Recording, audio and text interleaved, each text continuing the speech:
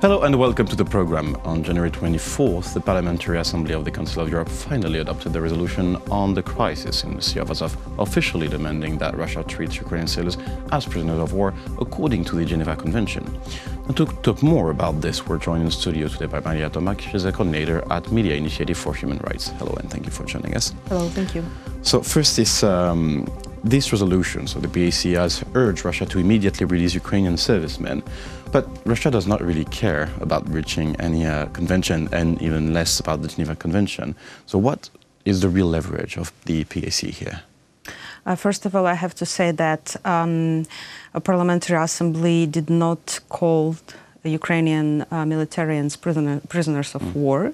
What they did, they mentioned Geneva Conventions, which was perceived as a win for us, as a happy end of our mission to Strasbourg.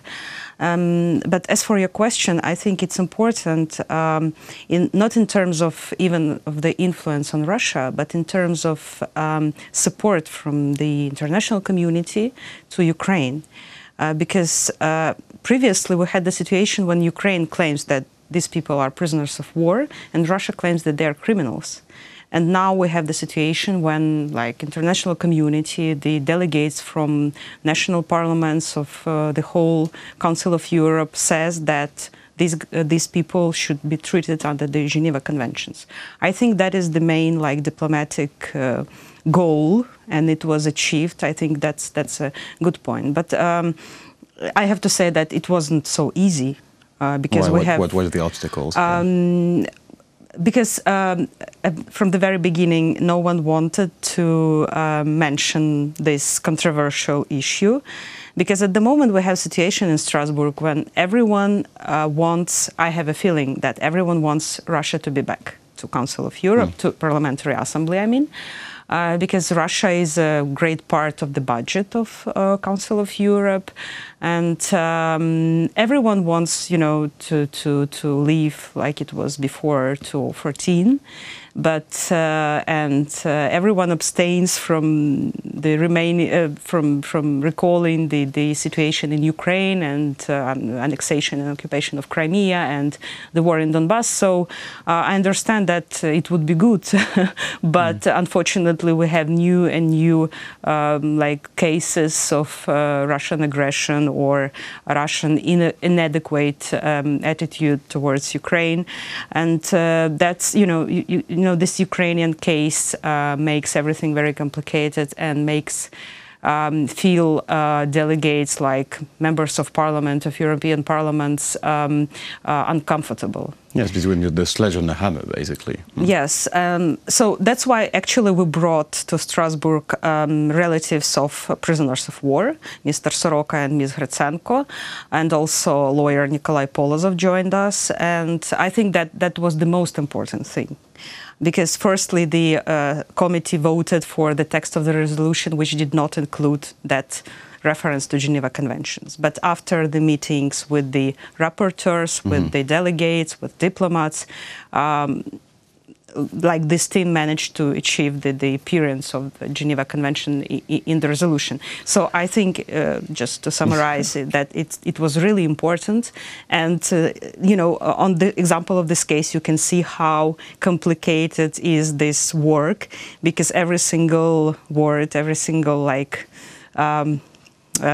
point has been in this carefully document and has to be carefully treated. But is that why this complacent attitude towards Russia? For you, does that explain this kind of lack of reaction from Europe and from Western countries after the Azov Sea crisis, which was a big moment, a big turning point here? Is it why they didn't react that strongly? I wouldn't say that there was no reaction. I think that there was a huge support for Ukraine from the side of our partners like US, like UK, European Union. And, there's a trick here, because in the Parliamentary Assembly, you have the place where human rights are debated and negotiated. And everyone was expressing like that they are very sorry about the situation. That express their concerns and their concerns, yes, and that Ukrainian citizens should go back to Ukraine, should be returned, should be released and returned to Ukraine. Not only sailors, but all the others whom we call detained for political reasons. But of course, when you say A, you have to say B, because it's Russia who keeps them in illegal imprisonment, and that when everything becomes much more complicated. Yeah, because those interests are kind of contradictory in themselves. Yes, exactly. Now, the resolution was supported with 103 votes, 16 abstentions, and 3 votes again. Who are the delegates that they voted against the resolution, and for you, why would they vote against this resolution? I have to say that actually we had to leave on Thursday, so we worked during Tuesday and Wednesday, and we didn't have a chance to follow. So unfortunately, I cannot be like an expert in that. But what I want to say is that, of course, in Parliamentary Assembly, as well as in whole Europe, you have lots of friends of Mr. Putin Verstehers, so-called. And of course, you have them in the Parliamentary Assembly. And the main strategic question, which we discussed with our colleagues who work in Strasbourg and witness everything what is going on there, because the life is there not only during the sessions of Parliamentary Assembly. The main question is whether Ukraine has the strategy when Russia will go back to Parliamentary Assembly. Because even now, when there's no Russian delegation, they still have strong influence on other delegates, on other missions, on other diplomats. And the question is whether Ukraine is ready for their return, which, as we suspect, will be quite painful for Ukraine and all of our allies. I'm afraid that we have no strategy.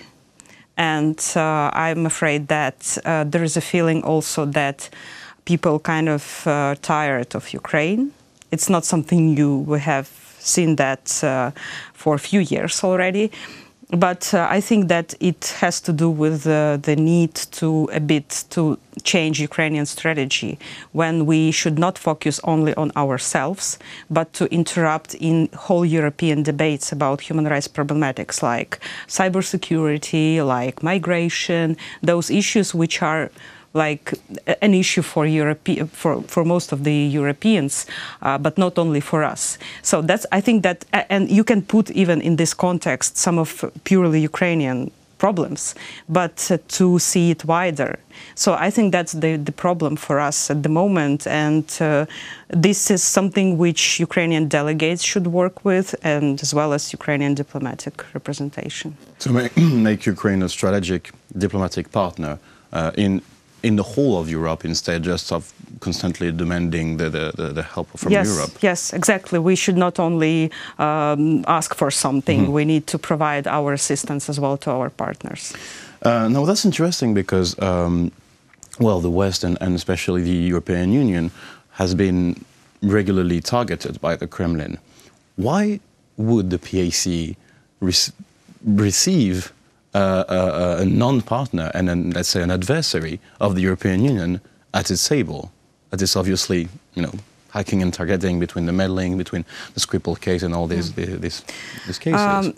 Even in the cases of countries which were really attacked by Russia, like UK, which was, the Salisbury case, you cannot see. I mean, there was a very significant diplomatic response, but was it enough? And can we say that these signals keep on going, or now everything is more or less calm, and everyone tries to forget it? And we should not forget that Europe comes through quite a hard times, Yes. We have Brexit, we have all these far-right movements, rise of them. We have, lots of problematics like migration and so on. Everything, everyone feels like targeted not only by Russia but by other factors. That's why they try. Maybe if there were not so many problems, we could have like other more tough reaction. But now I think that Europe is not ready for that, and Putin uses it.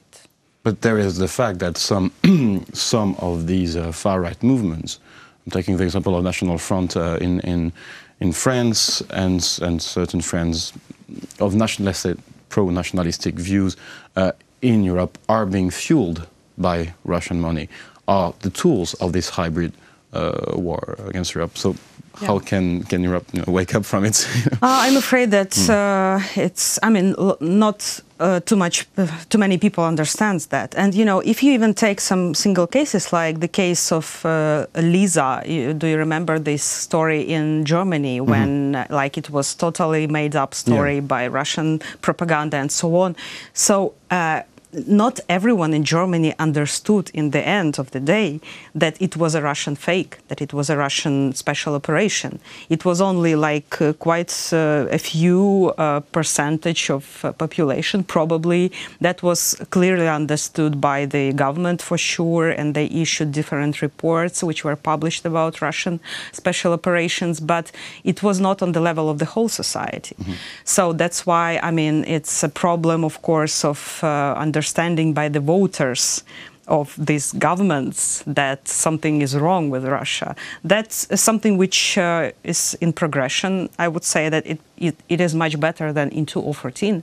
I remember the times when we arrived to Europe and everyone did not believe us that Russia attacked Ukraine. They were saying, you are lying, you are like SBU agents because you have like a civil war in your country. It was really awful because we didn't feel support from our colleagues. It was awful. But now it's much more like better for us, but not better generally saying for the whole world. And you may look at Venezuela at the moment. Yes, which is a hot case. Yes, and which is supported by Putin again.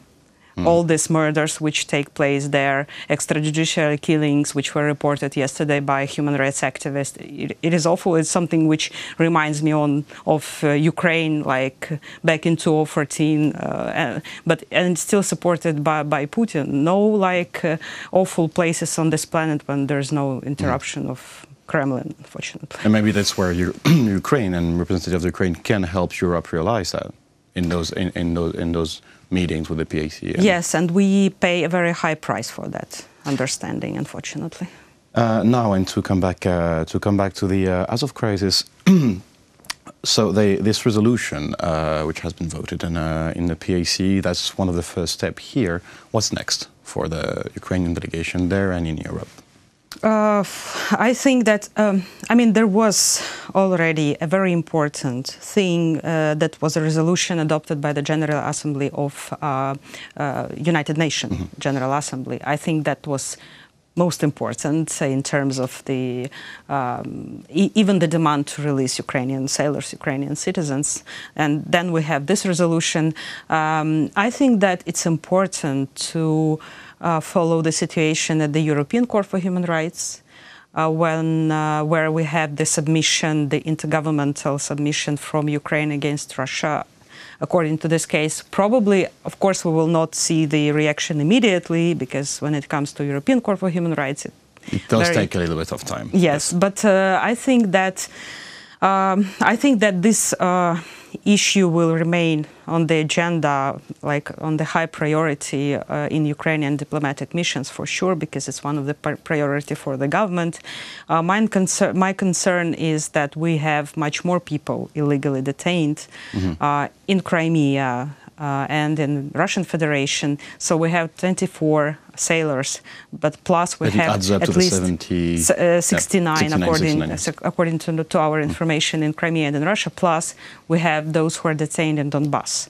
And, you know, I have a feeling that Donbass is forgotten completely. Even on these human rights like fields, like Parliamentary Assembly and others, it totally fell out of agenda. Luckily, we have like Sentsov, who is who brought attention to the issue of illegal detainees in Crimea and in Russia, but Donbass is forgotten, although almost every week we have new hostages there, both militarians and civilians. And the situation is awful because there we have no access there. We cannot control anything there because in Crimea and in Russia we have lawyers whom we cooperate with, I mean Ukrainian NGOs, and we can get the first-hand information about what's going on with our citizens. In Donbass it's almost impossible, and I think that we have to think on how to remind and how to bring attention back to Donbass hostages. Now, and to conclude this interview, soon in Ukraine there's going to be the elections. That's the big turning point here. Whoever is the candidate, and the next president, how to ensure that these release of Ukrainian prisoners, and how to ensure that this politic towards Russia, this uncompromising politic towards Russia, still stays on? That's a good question. Thank you.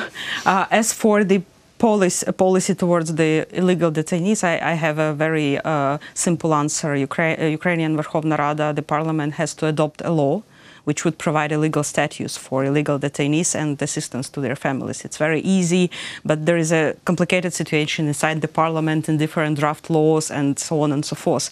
But as for the second part of the question, it's much more complicated, but I think I have a hope and I have like a feeling that Ukrainian society will not let anyone to throw us back, you know, to the times when we could be like a province of Russian Federation. I think that there's no way back to that times.